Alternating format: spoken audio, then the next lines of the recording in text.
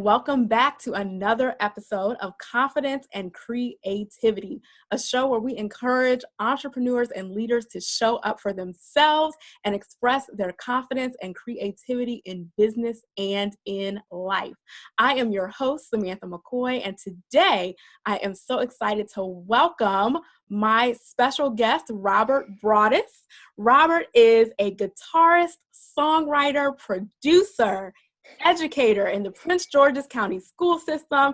He is a ministry leader, and he is now a recording artist. He just released his debut project, The Heights Project, and we are going to talk about that today. Rob is also a proud husband and father, and he leads at Destiny Church in Columbia, Maryland. And so, Rob, we are so excited to have you. Welcome to the show. Thank you for having me. It's an honor to be here. Honestly, it really is. Yes. So I am so excited about your brand new project, the Heights Project. So Can you just tell us a little bit about how you got to this project, what your journey was, how long you've been thinking about it, and just how this became the time that you knew it was time to release this project? Definitely. Well, I think when it comes to this project, it definitely had a lot to do with, I guess, my background in how I grew up, and honestly, just what has happened to my life, just as a Christian, honestly. And when I was younger, I dealt actually with a lot of things. One of them being a lot of insecurity, honestly. You ever play a lot of sports? No, I attempted to play sports, but wasn't too successful. But I did attempt. I hear you. I think about basketball, and I think about kids just being on the side and picking teams. You have two captains, and they pick and pick and pick. And to kind of put my life in an easy way to say, I was always the last person picked. Whether it was sports, whether it was education, or just things I did. I wasn't necessarily the best. I was pretty smart in the books, actually, I guess. But when it came to things that people kind of cared about, it was kind of like, oh, it's just Rob, that kind of hurt, Wow. over time. Yeah, it did a lot when it came to like insecurity and everything. Yeah. And to kind of fast forward a little bit, when I finally decided to really just truly kind of live for God, I definitely felt it was like a weight just lifted, and a lot of joy came, and just felt so much more peace. And that's kind of like the, I guess, figurative picture of the Heights Project. If you see the cover, it's a mountain. And really the whole thing is, I feel like, when I really fully surrendered to God, that I feel like he put me on a mountaintop compared to where I was. Wow. And that's really just the thinking behind the Heights Project. And so when it comes to, you said the trajectory, and the timing. So the songs, the two songs that I released on this project actually are pretty old, actually. Wow. I actually wrote them. One of them I wrote around maybe 8 years ago when I first started following God. And then the other one about 5 years ago. So it's interesting. When I wrote the By the Cross one, it actually was at a retreat that I was having with my wife. We went to just go get away in Virginia. And so it was pretty good, pretty fun. But to really answer your question, there was this time I was sitting with Pastor Stephen in, we call it Destiny Leadership Academy, which now has evolved actually into Destiny College really recently. And basically he was speaking, and you probably remember this, his favorite verse, Jeremiah 29:11. Yeah. For I know the plans I have for you, plans to prosper you, and all that. And I was sitting there, and something just kind of hit me. You ever just have a moment where you're just like, I think I could be doing some more right now. It's kind of like that moment really, really hit me as he was speaking. And I was like, why am I waiting to release these songs that I've had for so long? And I guess in my mind, it was kind of like, you have to start small, then get bigger, then bigger and bigger. Yeah. I look at people like Chris Tomlin or Tasha Cobbs. I'm like, I'm not them. But then it hit me. It was like, why can't I one day be like them? Wow. And so from there, I was like, we got to get this done. And so whenever we were financially ready, which was about a year or two later, we got it up. So me and my wife, we were able to save up, and we got to the studio, started getting these songs recorded, and that's the story.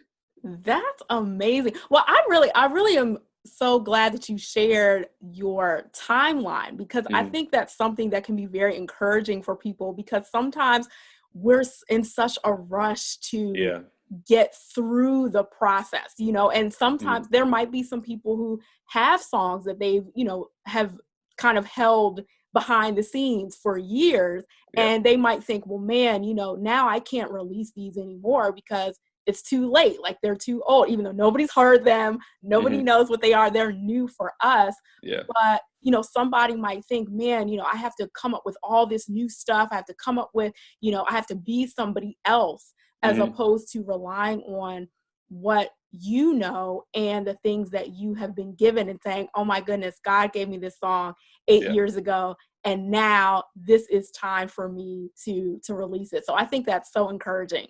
Yeah. Yeah, definitely. I think, I mean, even as you just said that, it just makes me think how when we look at other people, we see them and we're like, wow, they're awesome. They're really gifted. But like you just said, we don't see their timeline. We don't see the struggles they went through. We don't see the middle. Yep. We hear about, they might tell a story about how they used to come from somewhere, and we see them now, but we don't know the struggles they went through, or the different things that were just going on in their lives. And I think it's really important just to, like you said, be patient, and to understand that sometimes things do take time. But I mean, I think we have a lot of gifts that, we really beneficial to share, especially nowadays. I definitely know that the world can use a lot, Definitely. Yeah. And I also appreciate that you said that even now that you have released this project, that there are still areas where you're saying, I can still grow here and I can still grow here. But I decided to not allow that to keep me from showing up where I am now.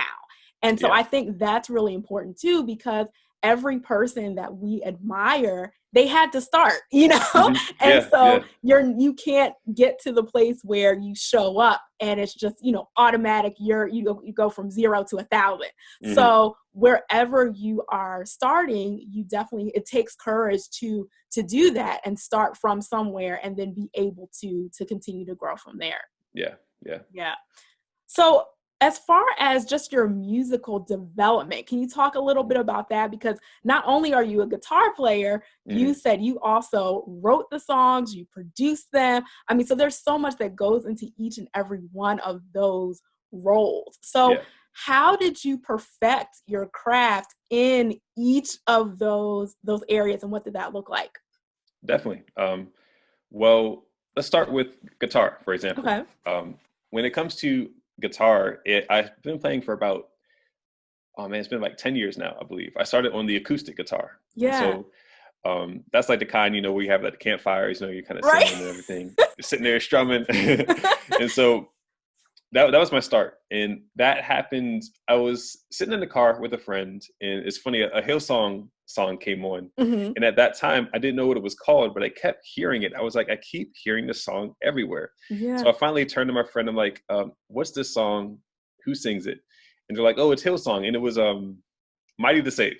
I don't know if you remember that song. Yes, I do remember that. I do remember that song. Super retro song. It's great.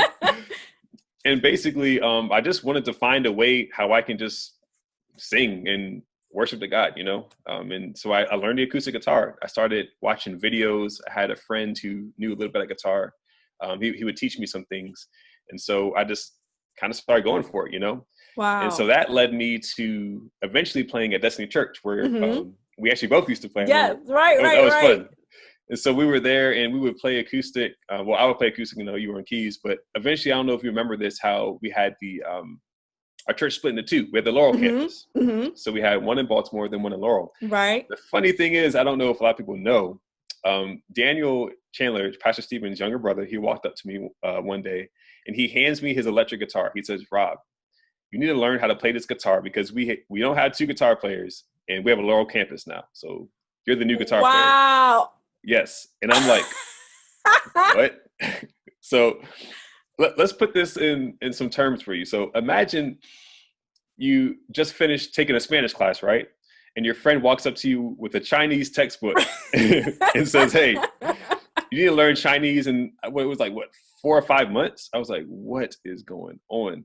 And I mean, I had some knowledge, of course, from acoustic. A lot of stuff transfers over, but there was a huge learning gap. And so I definitely had to really, really just practice and learn.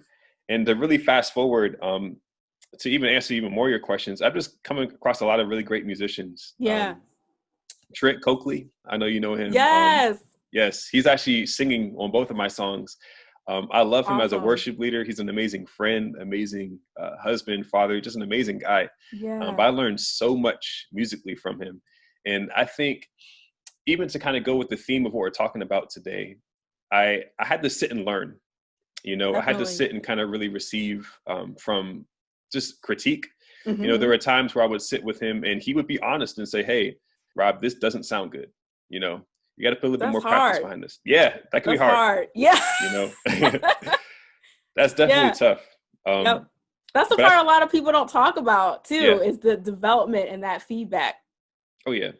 Seriously. And honestly, that feedback is what is either going to make you succeed or later kind of tap out. Yeah. You know, and I've learned to really just take those moments and just, you know, I'm not perfect. Let me learn, kind of go from there. But fast forward even more, Sean Walters, he was actually playing the keys, the piano on my album. He taught me so much. Oh my goodness. Oh, that's awesome. I think there's one thing for someone to teach you something, but it's another thing just to be around the person and to receive everything they have. And honestly, that's what it was with Sean. Just being around him, just the amazing musician that he is, just picked up a lot from him. Yeah. But yeah, that's kind of like my musician trajectory. Did you want me to talk about the songwriting? Yeah, definitely. Too? Yeah, definitely. Because I'm really interested in that, because a lot of times people focus, when you hear musician, you're thinking, okay, somebody who sings or somebody who plays something. But the other pieces like that songwriting and that production, I think those are really valuable to hear about those as well. So how did you get into actually writing? Because there are some people who don't write their own music. So I think it's really special when you're able to do both. So how did you get into that? All right. You ready for a funny story? Yes. All right. I'm not going to ask you, but think about who you may have had a crush on back in high school. I think it was high school. Yeah. Okay. Think about that, right? So I had a crush on this girl in high school, and eventually we started dating. High school relationships are a joke, by the way. What's the point? Kidding. I barely remember her name. Obviously, it's not who's in the picture behind. You know what I'm saying? Like, right. Come on that's now. Angela, everybody in the picture. Yes. You know, great picture. But she was very emotional. And one thing that I do appreciate from actually knowing her was she taught me how to write poems. She was very deep. Listen to Lauryn Hill, soul music, R&B. And it was like, she was very, how do I say this? Very pushy. Very, I guess, kind of dominant in that relationship, which is very funny because I'm a completely different person now. But basically she was like, you need to learn poetry or we're breaking up. I was like, oh my gosh, the love of my life. I can't let this go. And so I had to learn how to write poems. And so from that, actually learning how to use just figurative language and just different things when it comes to poetry, actually that when I got saved, I started doing it for God. I started writing poems. And then I've always had a love for music. My dad, I love to brag on my dad. He used to play a lot of Stevie Wonder, Michael Jackson, Earth, Wind, and Fire. And so I always loved music. Like I'm always humming, And so I was like, okay, why don't I write a song one day? And then, I was just sitting down and I just started writing down my feelings about God. I was like, okay, so I have this poem here. How can I craft this poem into a song? How can I make this part a hook of a verse? How can I make this part a bridge, or a chorus? And so that's really where it started, just kind of using my poetry skills and kind of going from there. But to get kind of deep, honestly, it's just when you hear my music, it's my testimony. Of how I'm just so appreciative of what God has done in my life. Just being incredibly grateful just for really, really healing my heart and bringing me to the place where I am today is really in a nutshell, songwriting for me, so it's been a journey. Yeah, the lyrics are powerful. And I am definitely one who appreciates lyrics that people, and you can tell when people put effort into the lyrics, and it's really something that you're thinking about and tells a story. So I think that's such a beautiful thing. So as far as the production process, and this is your debut project, so was there anything about it that surprised you or was a little bit more difficult than you thought it would be? I mean, obviously, doing anything during this quarantine season is a challenge, but is there anything that surprised you or was something that you didn't expect? Yes. Oh my goodness. Okay. I feel like this whole time I've been talking about just learning curves and just how I've had to learn so much in a short amount of time. Yeah. When it came to the production, so I mentioned people like Trent Coakley, Sean Walters. And so I learned a lot from them production wise from projects that they had done. But when I started the Heights project, so whenever you start something new, you might see someone do it and they make it look easy. Yes. You don't realize kind of what happens in the background. Exactly. That's actually that is definitely what it was for this music. I was like, oh, this person just has some guitars. They had a drummer. I can do this. Right. And when it came down to it, I was like, oh my goodness. There is a little more to it. Yes. And it's funny. We had originally booked a certain amount of time in the studio. And, I had told my friends, hey, we're booking, it was 4 hours. We're doing 4 hours, 2 songs. All right. And they're like, yeah. We get to the studio and we're like rushing at one point. It was like, oh my goodness. I didn't know it was all that. And then my friend looks at me. I'm not going to say his name. He's like, Rob, I thought we were doing one song for 4 hours. I was like, no, I told you, like we had the conversation. But things like that, so of course we had to go back for a little bit more time. But when it came to production, there's a lot. I love it. I really love it now. There's a lot that goes into it that you don't see. For example, EQ, for example. Basically, there are certain things that you hear. I can play guitar and it could sound very dry and very dark because I've done no EQ, no effects on it, right? But when you, I guess, tune it up a certain way, take it through certain, you could say computers, just to kind of make it make sense for everybody, it sounds completely different. And this stuff like that I didn't really know. But I definitely had a lot of friends. Another friend I had, David Aaronley, who actually did the, we call it the mixing and the mastering, basically making it sound official is the best way to put it. Those are really great examples. Like I just wanted to kind of give people just a sneak peek into the other things that are involved because really what I want to take away is that, when you see the finished, like you said, when you see the finished product, there's so many behind the scenes things that happen. And so, giving yourself that time to learn and that space to learn and even going through sometimes those frustrations and those surprises, no matter what it is, whether it's music or, whatever it is that you're working on. I just really wanted to have people hear a little bit about that behind the scenes. So about that post-production, was there a lot of different things that you had to do, after you recorded in the studio before you actually released the song? Yeah. So a few things that producers would do is, for example, putting effects on certain audio tracks. So for example, the vocal tracks. So Trent is a wonderful singer, but even the best singers sometimes slightly miss a note. But you can't tell because they take it back to the studio and sometimes they kind of polish it up to make it sound more clear and consistent. Gotcha. There are things like compression, where basically the soft notes, they make it a little bit louder and the loud notes, they make it a little bit softer. Basically compressing it to make it more even throughout. Got it. You would be surprised what someone singing without a compressor sounds like. It is like night and day. Like, interesting. Yes. You could literally have, there are certain wonderful singers who I'm sure are like nail it, but to be incredibly honest, if you have a singer without a compressor, it sounds like they did it in their basement. Wow. Because it's just like so hollow. Yeah, really, really hollow, kind of thin, really soft at certain points. But once you put that on there, it's completely different. And so I think that's really the cool thing about production because even I tried to do a few things on my own, but then I was like, I'm going to a professional. Like, I ain't cut out for this. So I went to my friend David Aaronley, and he even explained to me, like, when it comes to production, like on the back end, it's an art. Yeah. Like, there's a certain way to do it. You can't just necessarily watch a YouTube video and become a master at it. Like, it takes practice, it takes perfection.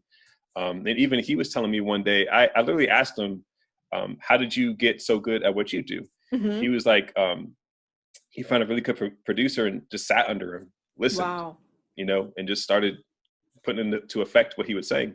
Yeah. So there's different things like that. With the more of the post-production part, there's something called mastering. I think I mentioned it a little bit earlier. Mm-hmm. There are certain, this is where it starts to get to like Chinese a little bit. So you can break it down in beginner's terms for us. I'm gonna slow it down. All right. So when you record in the studio, imagine you have a watch that's just not shiny, right? So mastering is just taking, let's say it's a really expensive watch, right? Mm-hmm. But it's still just not shiny, but it's really expensive. It's name brand, it's like the watch everyone would want. Mm-hmm. Mastering is taking that watch and polishing it up so it's shiny. Got it. It sticks out so it appeals. So when you record music, for example, in the studio, before you do any mastering, it doesn't sound bad. It just mm-hmm. sounds, musicians' term, it would be like dark. It just doesn't pop out at you. Got it. If you listen to like a pop song or like something on the radio, it's really like fun and exciting. Yeah. And you probably couldn't tell the difference. Sometimes it is the music aspect to it, but a lot mm-hmm. of times it's the back end production where they make certain frequencies stand out to the human ear, and it's like, wow, that sounds really good. Oh, and it's that's just deep. Yeah, it's EQ. So it's the whole really cool science stuff behind it, right? Yeah. It's really fun to get into. No, that's awesome. So you all can see that Rob is a teacher, right? So you're doing a great job at breaking these down. This is great. So any advice, I guess, for people who might be listening to this and mm-hmm. might have songs or might dream of doing their own project, and they're just like, where do I start? How do I get from here to here? What mm-hmm. advice would you have for them? Definitely. Well, one would be to find a few people that you like, that you sound or want to sound like, mm-hmm. and listen to them. Listen to what they do, listen to what they don't do. And I think what helped me with this first project, I had a lot of ideas in mind, but if I was not on the worship team at Destiny Church, which is where I got a lot of resources, a lot of help from, speaking to different people. Mm-hmm. If I didn't have that, what I would have done was just take a song that's already out, see the format of it, and just try to match it, Of course, not taking the lyrics, not taking the different lines to it, that copyright, but taking the general basis. Okay, they have a verse here, chorus here, this, and this. Okay, they have this amount of lyrics for the first part, this, and this. So basically not reinventing the wheel, but starting small, starting simple. I know it worked for this person. Let me try it for myself. Another big thing I would say would be to start small. Mm-hmm. The biggest thing, the worst thing you could do is just not start. Yeah. Myself being a Christian, I'm sure you've heard it preached as well, how God will take us from glory to glory to glory. Mm-hmm, mm-hmm. Can't take you anywhere if you haven't done anything. See what I'm saying? Like, very true. Glory to glory, you had to be some original place where he's taking you from. Right. And so when I think about that, I think, okay, well, maybe I can ask a friend to play guitar and just sing to it. Yeah. And have that be a song. There are some songs where it's literally just one instrument and a person singing. Start small, see how it comes off, And I think the biggest thing is to just not give up, Don't be discouraged, because everyone has a beginning. I think that's really the biggest thing. Sometimes, even myself, I'll look at certain people, I'm like, wow, they are so far ahead. But it's like they had a beginning. Right. They had a middle. Yep. And now they are where they are. And they're not going to stop there, Exactly. So, I mean, thinking along those lines, I think just to encourage people, like, you can do it. Just, you got to start. Yeah. No, that is definitely great advice. So even thinking about going back to the foundation, and you talked about the inspiration behind your songs and mm-hmm. and just your testimony and how it reflects that. Another question that I have for you, and I hope you don't mind me asking this, but go for it. What has helped you, or what motivated you to specifically write songs about God? Like, I know now there are so many different types of, music that's out, so many different ways that you can go with your projects. So what inspired you to say, I want to be intentional about releasing songs that are talking specifically about God? Yeah. Thank you for asking me that question. One of my favorite song right now is By the Cross. You gave royalty for our hearts, authority for our love, divinity for our sin, and by the cross we live again. That song, I wanted it to be the gospel. I wanted it to be almost like a hymn, and like a statement saying, God, you sent your son to die for us, and now we can know you. And that is because bring more light to my testimony of insecurity, it goes way deeper than that. I was depressed. Wow. Very, very depressed. I wasn't on any drugs, definitely like medicine for depression, but definitely had a lot of low moments, considered suicide a few times. Wow. Yes, it was very, very bad. Like guys go through depression. It sucks, and going through that phase, it was definitely a time where I was like, I don't think God cares about me. I had gone to church. I was a Catholic at that time. And I was like, I'm sitting here in this church, but where is God? I hear that he's good, but all these people are making fun of me. I have nothing to show for in my life. I'm very smart, but no one seems to care about that. I'm getting a 5 on the AP Bio test, which is the highest score, by the way. I'm a science teacher. No one seems to care about that. No one seems to care about me. And so when I had gotten saved, like I said, night and day, going from a valley to a mountaintop, I just remember so much joy, so much peace, so much, even just being in church, the different people in the church, just being so welcoming, so loving. Like I never had that, like almost ever, of course, like from family. But when it comes to like friends, like my own friends would make fun of me. I was like, yo, I thought we were friends. Right. Like that's a whole different type of low right there. Yeah. But just when I had gotten saved, I pray that I never get over what God has done for me. I pray that I never get over it, because to this day, I'm like, wow, you've done so much. Yeah. To bring more light to your story, the more I matured as a Christian, the more I really realized that God is a father and he loves us. There were things like Angela and I were actually blessed with a free car. Wow. Mercedes too. Really nice. That's amazing. And honestly, one thing I hear from Pastor Stephen a lot, I love him. He's amazing. He'll always preach, as you build God's house, he'll build yours. And then we literally had a point where he didn't necessarily build this house, but we had this house that I'm sitting in right now. We had an amazing deal on it. And literally, we shouldn't be in this house. Wow. No, we shouldn't. When we had first started talking about this house, we couldn't afford the house. We couldn't afford it. But basically, God set it up to where we can actually now afford the monthly payments. And it's not like some crazy, we have equity. That's awesome. It is Listen, it's a mind-blowing test. Yes. This testimony is for me. I'm receiving that. Okay? Please receive it. Please receive it. The thing is, it's not like there was some weird back behind deal. Let me take all your money in it. Like, no, like the person, my parents sold it to us, but even on top of that, it was like, we have a lot of equity. They gave us a lot. Wow. That's a blessing. They kept a lot of the furniture here. Like we didn't have to pay for all that. And so it definitely helped, especially having a young child. Robbie, he's 2.5, Oh yeah. It needs a lot of room to run around. Oh my goodness. I sometimes regret that a little bit, but Probably loves it. Yeah. It has space. Running, man, taking laps, right? Just back and forth. But there's so much that I'm forgetting, and I shouldn't forget all the good things God has done. But it's just been back after back after back, and literally it's like, man, how could I not worship you? How could I not give you my all?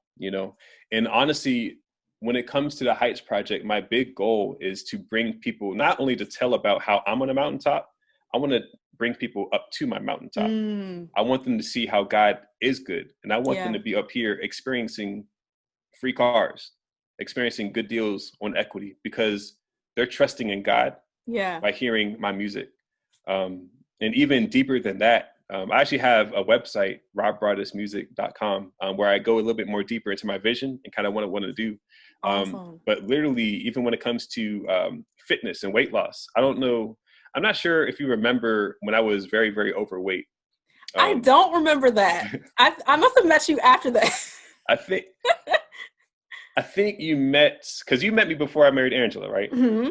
So, but it was like not too long. It was like a few years before. Yeah. Okay. So after we had gotten married, like maybe a year or two into it, I got pretty big. I was 260 pounds. Oh, wow. Right now I'm about 200 pounds. So you can't even see it in my face. No. Yeah, but basically I lost 75 pounds. And wow. It was a point where I really wanted, I wasn't healthy. Things just were not going well. I was like, I have to make a change. And I know that people now are in the same boat I was in, struggling, trying to lose weight. And it's like, whoa, I want to bring you here. Like I plan on helping people with fitness and nutrition in the future. Oh, that's great. I really want people to experience everything that God has for them in every single aspect of their lives. And really, it's just my heart. God's been too good for me to keep it all to myself, you know? Yeah. Wow. That is amazing. Thank you so much for sharing that. I think that is so encouraging just to hear how God has just taken you and just done so many things for you, and how you just are able to share that now with people. So that is amazing. So I guess I would say now, looking back on everything that you have gone through, up to this point and to get to this project, what is, I guess, just one takeaway that you would say for you, as far as, well, you could take it any way that you like, just one takeaway for yourself that you're just like, this describes where I am right now? I think I am very encouraged to know that I can make a very big difference in the world. Awesome. Before, it's kind of like, I guess it really opened up my eyes to the fact that I can be so much more, and that even it may not look, I heard so many people say this. Recently, I heard Pastor Zai mention this. Pastor Zai Chandler, that's Pastor Stephen's wife. She mentioned how you're influencing more people than you think. And I hear it and it hits me one way. Yeah. But this experience really took that to another level. I was like, wow, I think I am influencing a lot more people than I think. Yeah. And just anyone who's watching this, you're influencing a lot more people than you think. And so even if you think that your dreams are way far off, start now, because there are people who are still going to be impacted by whatever you're going to be doing. Yes. No, that's excellent. That is such a great encouragement. So I also want to talk about just being a man and just like being bold enough to share your testimony, as far as just like experiencing those low moments and depression, insecurity. Like that's something that a lot of guys don't necessarily feel comfortable talking about. So I'm really glad that you were open to share that part of your story. So what encouragement would you get for other guys, or, even other women who might feel like, they have to hide that, especially other believers, where they're just like, I cannot talk about this, I don't know what to do. Any advice for that perspective? Definitely. I used to be very afraid to share my flaws. It's funny, if we had this same interview, like when I knew you, it would have been completely different. You probably would have heard nothing about anything I was going through at all. But I've learned that no one can grow that way. I can tell them, you can go on YouTube and learn how to produce an album, but you have to hear my story to understand how it can affect your life. That's good. Yes, I can tell you, about, music production, about how to write a song.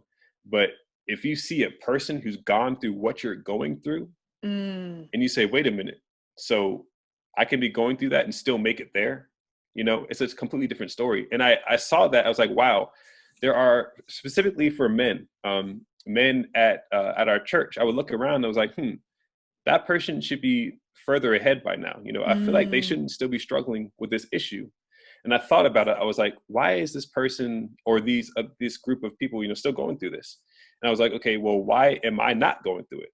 I was like, oh, because Pastor Stephen was vulnerable to me, and he brought me to the other side. I had a very close relationship with Pastor Stephen, especially as the church was a lot smaller. I was like, okay.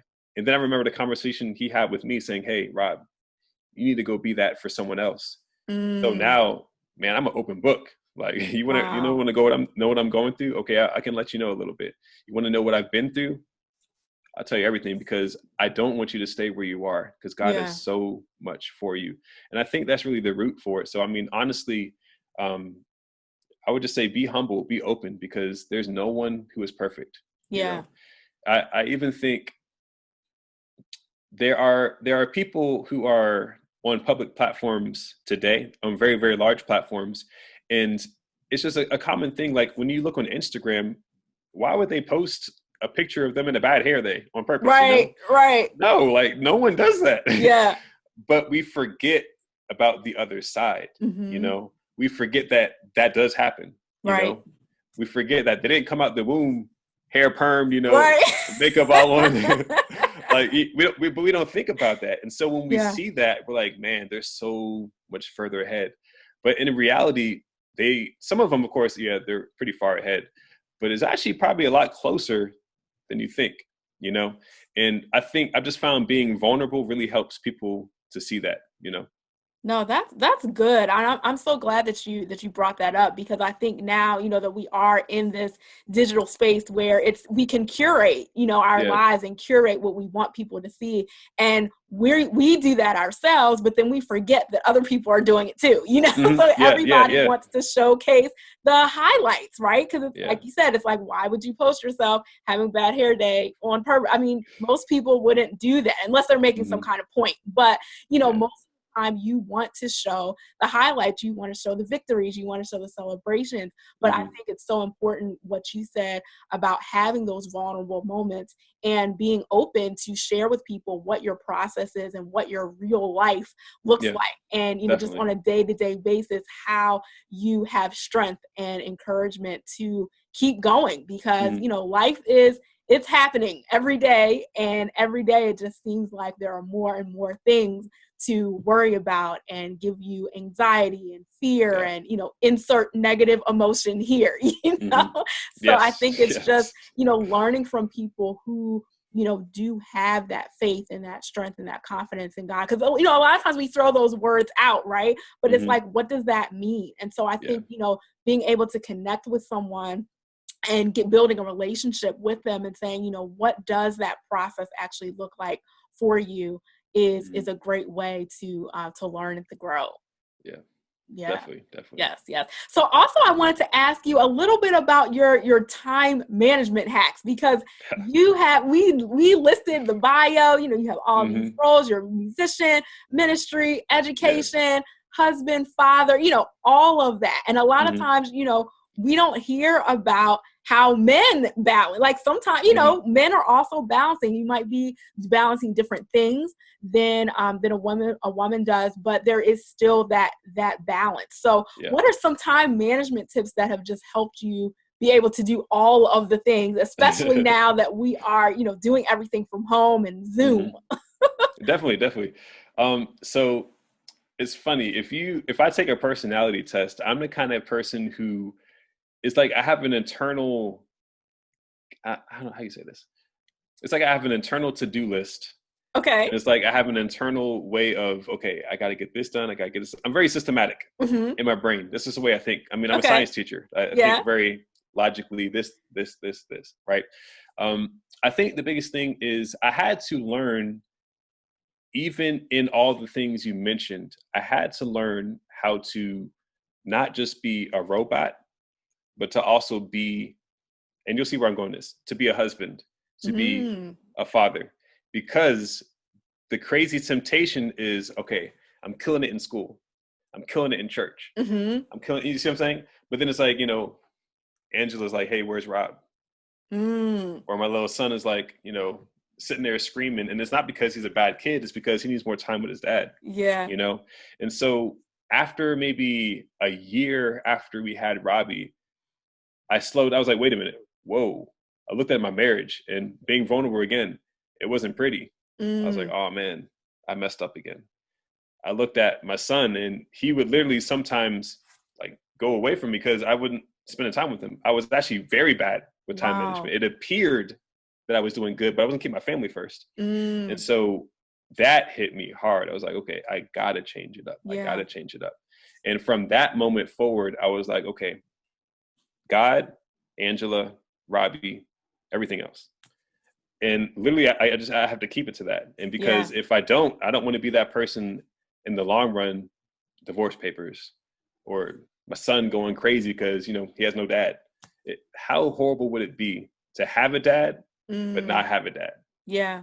You see what I'm saying? And so when it comes to time management, they are by far first.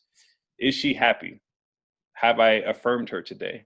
Yeah. Have I hung out with my son today? Even after this meeting, I plan on taking little Rob out to go get ice cream and fries. There's a Burger King down the street.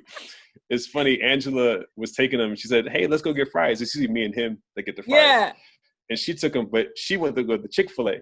And so when they passed the Burger King, Robbie was like, no, fries. Because we always go to Burger King. Go to the wrong place. Right. Yeah, right. It was super cute. But when it comes to, I guess, managing everything else, it's more so, so there's priorities also with everything else. It's like, okay, what exactly am I doing at church? Is it a connect group? Is it, so I'm actually over Saturday prayer and 21 days of prayer. And I'm one of the directors at the church. And so that's a whole nother slot too. Yeah. But certain things are more important than other things. So I guess it's really just measuring, okay, how much time do I need for this? How much time do I need for this? And it's just to a point where I think the best time management skill that I have, I think, is knowing that my name is a brand. And I think of it this way. If I don't put this amount of time in, let's say, speaking at Saturday prayer, and it flops and it's horrible, not only does God look bad, but I also look bad in the process. And people aren't going to want to hear me anymore.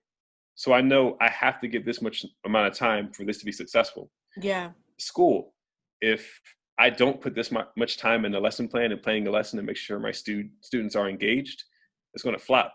And so I'm to the point now where, yes, I'm a lover of God, but I have to be excellent.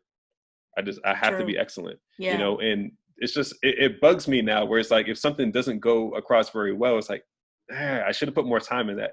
And so honestly, that's really a drive that helps me there. But calendars, of course, to-do lists. I mean, people know that. Right. But I think the biggest thing is to honestly know that no matter who you are valuable and you have worth, and you should be excellent, because why not? Yes. Why not? Yeah, that's so true. And I think too, along with what you said, just developing that habit of excellence where you are, because sometimes we'll think, oh, well, I'm only here. So, I don't really have to have, this level yet.